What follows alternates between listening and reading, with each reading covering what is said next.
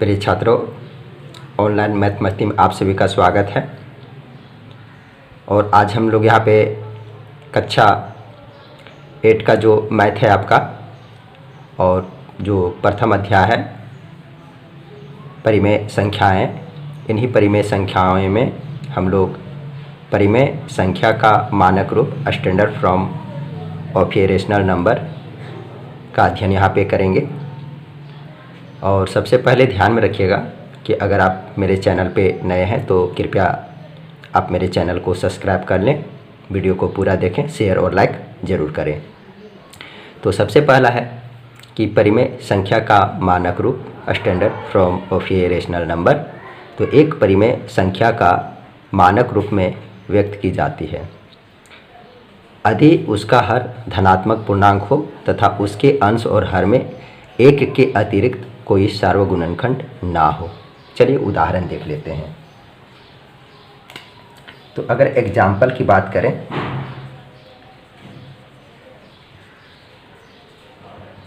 तो यहाँ पे 3/5 माइनस 7/8 2/5 और माइनस 8/11 इत्यादि को हम लोग यहाँ पे देख सकते हैं। ध्यान में रखिएगा कि अंश और हर में एक के अतिरिक्त कोई सार्वगुणनखंड नहीं होना चाहिए। तो यहाँ पे और एक चीज़ और भी है कि यदि उसका हर धनात्मक पूर्णांक हो, तो यहाँ पे 5 देखिए, ये धनात्मक पूर्णांक है, 8 भी धनात्मक पूर्णांक है, 5 भी धनात्मक पूर्णांक है और 11 भी यहाँ पे धनात्मक पूर्णांक है। तो ऐसी स्थिति में ये परिमेय संख्या का जो हम लोग मानक रूप बोलते हैं standard form of a rational number, तो ये उसी का एक उदाहरण है। ठीक है।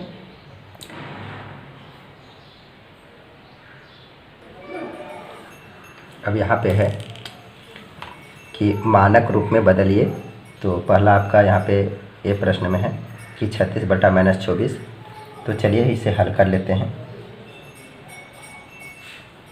सबसे पहले करना क्या है कि जो अंश और हर है, तो अंश और हर 36 और 24 का एलसीएम ले लेंगे। 36 और 24 का एचसीएफ निकाल लेंगे, ज्ञात कर लेंगे। तो 36 और 24 का एचसीएफ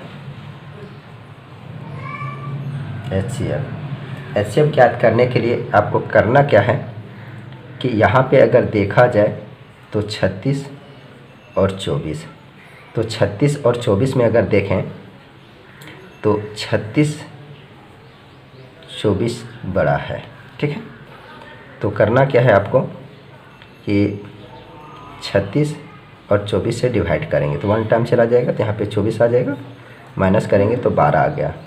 अब ये जो 24 है इसे यहाँ पे ले लें। अब 2 टाइम देंगे तो यहाँ पे हो जाएगा 24, माइनस करेंगे 0 आ गया। जब शून्य आ जाए तो जो भाजक है यही एचसीएफ हो जाएगा। तो यहाँ पे भाजक बराबर 12 और शेष फल बराबर 0 आ गया। तो ये एचसीएफ हो जाएगा। ठीक है। तो यहाँ पे एचसीएफ बराबर क्या हो जाएगा 12। अब करना क्या है कि 36 और माइनस 24, तो अंश और हर दोनों में एचसीएफ से डिवाइड कर देंगे। तो 36 भागा यहाँ पे 12 कर लेंगे और माइनस 24 भागा यहाँ पे कर लेंगे 12। तो इसे डिवाइड करेंगे तो आ जाएगा आपका 12×3 36 और 12×2 24 -2। अब एक काम और करेंगे कि यहाँ पे -1 और -1 से मल्टीपल कर लेंगे। ठीक है। तो जब -1 और -1 से मल्टीपल करेंगे तो ऊपर में हमारा चला आएगा -3 और माइनस माइनस प्लस हो जाएगा, तो यहाँ पे आ जाएगा 2। तो अब यहाँ पे है कि इसका मानक रूप -3/2, ये तो आपका आ गया। अब इसी प्रकार से b चलते हैं, ये तो हमारा a हो गया। अब b में चलते हैं तो -9 और -12 है, इसका एचसीएफ निकालेंगे। ठीक है। तो जब इसका एचसीएफ निकालेंगे तो -9 और ये तो माइनस माइनस सबसे पहले ये प्लस हो गया, ये ध्यान में रखिएगा। तो यहाँ पे 9/12 हो गया। अब अगर इसका एचसीएफ ले तो यहाँ पे 12 बड़ा है तो 12 को ले लेंगे, तो यहाँ पे 9 से देंगे तो 1 टाइम चला जाएगा, तो यहाँ पे 9, यहाँ पे माइनस आपका आ गया 4, आपका सॉरी यहाँ पे आ गया 3। अब यहाँ पे 9 लेंगे तो यहाँ पे चला जाएगा तो 3 टाइम में चला जाएगा, तो यहाँ पे 9 आ गया, यहाँ पे 0 आ गया। तो यहाँ पे क्या है कि r बराबर 0 आपका आ गया, तो आपका HCF देखिए 3 आ गया। तो यहाँ पे जो है तो यहाँ पे 9 और 12 का HCF बराबर आपका हो गया 3। अब 9/12, तो अब यहाँ पे 9/12 आ गया। तो करना क्या है कि 3 से अंश और हर में डिवाइड कर लेंगे, तो 9/3 और 12/3, तो इसे डिवाइड करेंगे तो 3 3 का 9 और 4 3 12, तो 3/4 आपका ये मानक रूप में आ गया। ये आपका आंसर हो गया। ठीक है, तो इस प्रकार से कई और प्रश्नों का आप हल निकाल सकते हैं। तो चलिए अब नेक्स्ट का पॉइंट देखते हैं कि दो परिमेय संख्याओं के बीच की परिमेय संख्या निकालना तो कैसे निकालते हैं। ठीक है, आप वीडियो को पूरा देखें और बने रहें हमारे साथ। तो चलिए नेक्स्ट का पॉइंट पे चर्चा करते हैं। तो यहाँ पे आपका नेक्स्ट का पॉइंट है कि दो परिमेय संख्याओं के बीच की परिमेय संख्या निकालना है। तो यहाँ पे प्रश्न है कि निम्नलिखित परिमेय संख्याओं के बीच में 3 परिमेय संख्या ज्ञात करें। तो पहला आपका प्रश्न है कि 1/3 और 3/5। तो चलिए इसे हल कर लेते हैं। और यहाँ पे दूसरा प्रश्न है कि -2 और -1। तो सबसे पहले हम ए को हल कर लेते हैं। ठीक है,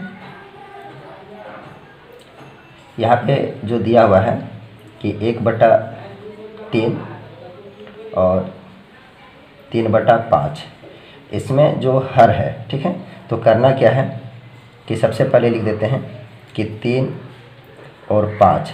ठीक है, तो अर्थात हर का आपको क्या ज्ञात करना है,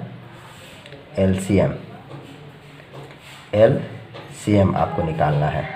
ठीक है, एलसीएम हमें ज्ञात करना है। तो जब इसका एलसीएम लेंगे तो कितना आ जाएगा, 15।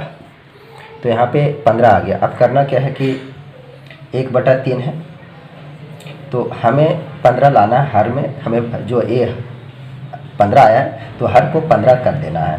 तो करना क्या पड़ेगा कि 1/5 से मल्टीपल करना पड़ेगा और 3 × 5, तो बराबर क्या हो जाएगा हमारा 5/, यहाँ पे आ गया 15। ठीक है, अब चलते हैं यहाँ पे 3/5 है, तो हमें हर को 15 करना है। ठीक है, ये ध्यान रखिएगा, जो एलसीएम आया उसके बराबर करना है। तो यहाँ पे करेंगे 3 × 3 और /5 × 3। ठीक है, तो यहाँ पे ध्यान रखिएगा कि जितना हम हर में मल्टीपल करेंगे उतना ही हम अंश में भी मल्टीपल करेंगे। तो अगर 5 से मल्टीपल हर में करें तो 5 से हमें अंश में भी करना पड़ेगा। और इसी प्रकार से यहाँ पे अगर हर में 3 से मल्टीपल कर रहे हैं तो हमें ये देखना पड़ेगा, हमें 15 लाना है हर में, हमेशा हमें 15 करना पड़ेगा। तो यहाँ पे हो जाएगा 3 × 9 और 5 × 15। अब चलिए यहाँ पे तो आ गया। अब हमें देखना है कि यहाँ पे 5/15 और 9/15। तो अब हम यहाँ पे अगर देखते हैं तो सबसे पहले हमको देखना पड़ेगा यहाँ पे कि अगर यहाँ पे चलें तो अब तो हमें चलना पड़ेगा 6/15, 7/15 और 8/15 और 9/15। तो यहाँ पे जो हमें प्राप्त हुआ है, जो 3 परिमेय संख्या जो हमें प्राप्त हुआ है, तो यहाँ पे जो 3 परिमेय संख्या जो है, ठीक है, ध्यान में रखिएगा। तो यहाँ पे लिख लेते हैं कि अतः 1/3 और 3/5 के बीच 3 परिमेय संख्याएं। ठीक है, 3 परिमेय संख्याएं। तो 3 परिमेय संख्या बराबर क्या हो जाएगा, 6/15, 7/15, 8/15। तो ये आपका क्या हो गया, ये आपका हो गया आंसर। ये ध्यान में रखिएगा। ठीक है, तो आप इसे नोट कर लें। ठीक है, तो चलिए अब बी को हल कर लेते हैं। तो यहाँ पे p जो है -2 और -1 है। तो करना क्या है कि हर को हमें समान करना पड़ेगा, ठीक है। तो सबसे पहले हम यहाँ पे हल लिख लेते हैं और यहाँ पे लिख लेते हैं कि हर को समान करने के लिए तो हर को समान करने के लिए करना क्या पड़ेगा, सो ध्यान में रखिएगा कि हमें यहाँ पे -1 है, ठीक है। तो अगर -1 और जो है तो यहाँ पे करना क्या है कि अगर -1 बराबर अगर लिख लें कि यहाँ पे -5/5 लिख लें, ठीक है। तो ये तो हमारा समान हो गया। और यहाँ पे जो यहाँ पे -2 है तो यहाँ पे -2 बराबर अगर कर दें तो यहाँ पे -10/5 अगर 5 कर दें तो ये तो इसके बराबर हो गया। अब यहाँ पे ध्यान में आपको रखना है कि -5 है यहाँ पे, तो -5/5 यहाँ पे 5 हमें तो लिखना पड़ेगा। अब हमें चलना पड़ेगा, ये ध्यान में रखिएगा। तो हमें चलना क्या पड़ेगा, सो ध्यान में आपको रखना है कि हमें -2 से चलना पड़ेगा, ठीक है। तो यहाँ पे तो अब यहाँ पे -5 है, ये ध्यान में रखिए, -2। तो अगर यहाँ पे -2 है तो अगर -2 से चलें, ठीक है, तो -2 से चलेंगे तो -9/का हमें 5 लिखना पड़ेगा, -8/का 5 लिखना पड़ेगा और -7/का 5 लिखना पड़ेगा हमें, फिर -6/का 5 और -5/का 5। तो अब यहाँ पे देखते हैं कि 1 2 3 4। तो यहाँ पे हमें जो है वो हमें यहाँ पे इसके बीच में 4 परिमेय संख्या प्राप्त हो गया, लेकिन हमें 3 ही परिमेय संख्या को हमें ज्ञात करना है। तो हम यहाँ पे लिख लेते हैं कि -2 और -1 के बीच 3 परिमेय संख्याएं बराबर लिख लेते हैं कि -9/का 5, -8/का 5 और -7/का 5। हमें यहाँ पे 3 है तो बस 3 ही लिखना है आपको, 4 आप नहीं लिखिएगा, ये ध्यान में रखिएगा। 4 तो प्राप्त हो जा रहा है लेकिन आप केवल 3 ही लिखें, कोई दिक्कत नहीं। जब 3 पूछा है तो 3 ही हम लिखेंगे, ठीक है। तो यही आपका आंसर हो गया, ठीक है। अब आपका जो अगला प्रश्न है कि निम्नलिखित परिमेय संख्याओं को अवरोही क्रम में लिखें। ध्यान में रखिएगा कि अगर क्रम की बात करें तो संख्याओं का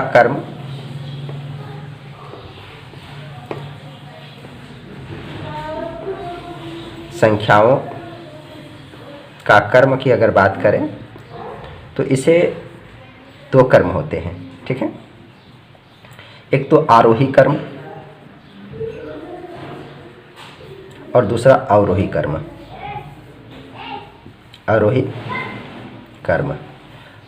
आरोही क्रम क्या है कि छोटा से बड़ा की ओर जाएंगे, वो जैसे 1 2 3 4 5। अवरोही क्रम क्या है कि उल्टा चलना पड़ेगा, जैसे यहाँ पे 5 है तो 4 3 2 1 0 फिर -1, इस तरह से चलेंगे, ठीक है।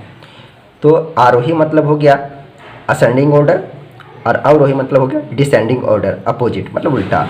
तो छोटा से बड़ा हम अगर चलते हैं तो आरोही क्रम और बड़ा से छोटा की ओर चलेंगे तो अवरोही क्रम हो जाएगा, ठीक है। अब इसे ही हम इसी प्रकार से इसे हल कर लेते हैं। तो सबसे पहला है, ध्यान में रखिएगा, तो इसके लिए क्या करेंगे, चलिए इसे हल कर लेते हैं।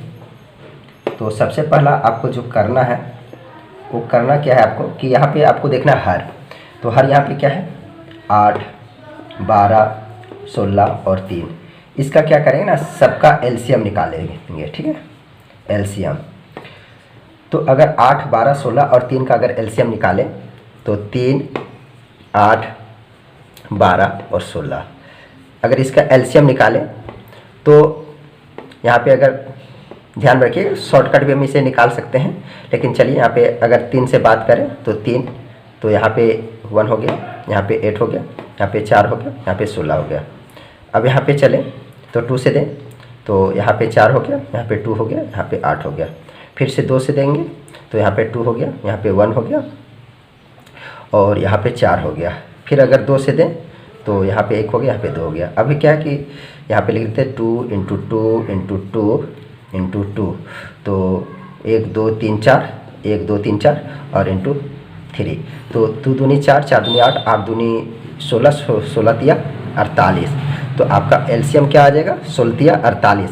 तो एलसीएम आ गया आपको 48। ठीक है, अब आपको क्या करना है कि जो हर है, जैसे यहाँ पे 5/8 है, तो हर को आपको 48 करना है। आप कितना से मल्टीपल करेंगे कि आपका 48 आ जाए। ठीक है, तो यहाँ पे 5 और गुने का निशान देते हैं, और यहाँ पे 8 और गुने का निशान देते हैं। ठीक है, अब करना क्या है कि यहाँ पे अगर 6 से मल्टीपल कर लें और यहाँ पे भी 6 से मल्टीपल कर लें, ठीक है, तो यहाँ पे हो जाएगा 6 × 5 = 31 और 8 × 6 = 48, ये तो बराबर हो गया।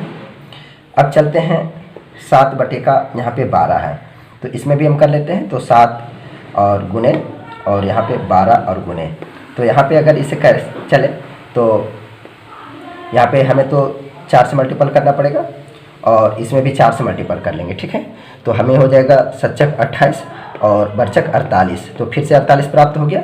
अब हमें चलना पड़ेगा, जैसे -15 और यहाँ पे 16 है, तो -15 और 16, तो 3 से मल्टीपल कर लेते हैं। तो यहाँ पे हो जाएगा 15, 5 तिया 15, तो माइनस यहाँ पे 15 हो गया, और 16 तिया 48, तो यहाँ पे 48 प्राप्त हो गया। हर को आपको जो एलसीएम आएगा उसके बराबर करना है, ये ध्यान में रखिएगा। ठीक है, अब यहाँ पे -1/3 है, तो यहाँ पे हो गया -1 इंटू कर लें आप, और 3 है, तो हमें यहाँ पे ध्यान में रखिएगा। तो अब हमें क्या करना पड़ेगा? 16 से मल्टीपल करना पड़ेगा, तो यहाँ पे हो जाएगा -16/16 तिया 48। तो अब देखिए कि सबका हर क्या हो गया? सबका हर बराबर हो गया। ठीक है, तो अगर यहाँ पे देखा जाए तो सबका हर बराबर हो गया। अब सबका हर बराबर हो गया तो ध्यान में रखेंगे कि जो सबसे बड़ा अंश होगा वो सबसे बड़ी संख्या यहाँ पे होगा, ध्यान में रखिएगा। ठीक है, तो अब यहाँ पे अगर देखा जाए तो यहाँ पे देखते हैं कि जैसे 30, ठीक है, तो 30 तो बड़ा हो गया यहाँ पे। अब यहाँ पे देखते हैं 28, ठीक है, तो अब यहाँ पे 28 हमको लिखना पड़ेगा।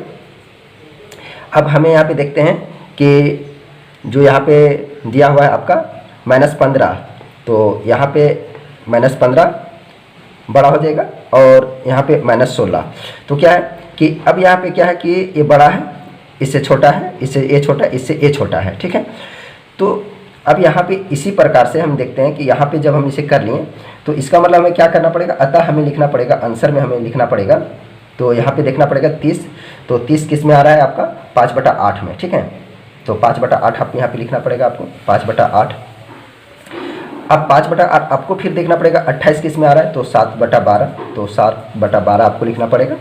और फिर आपको देखना है कि -15 किस में आ रहा है? तो -5/16। ठीक है, तो -5/16, और यहाँ पे लास्ट में जो बच गया आपका, वो बच गया क्या? -1/3। तो ये हमारा क्या हो गया?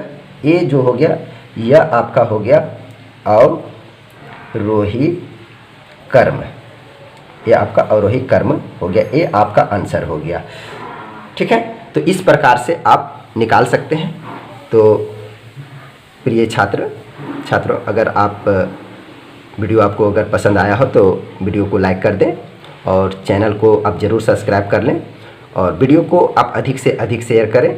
जब आप शेयर कीजिएगा तो हमें सपोर्ट मिलेगा, और इस प्रकार से आपको अधिक से अधिक आपका 8 क्लास का जो मैथ का जो सॉल्यूशन है तो आपको देंगे, जो आपका 8 क्लास का जो बोर्ड है उसके लिए बहुत ही महत्वपूर्ण होगा, ये ध्यान में रखिएगा। अब नेक्स्ट का वीडियो में आपको प्रश्नावली 1.1 आपको करवाएंगे। तो आज का सेशन यहीं समाप्त करते हैं, धन्यवाद।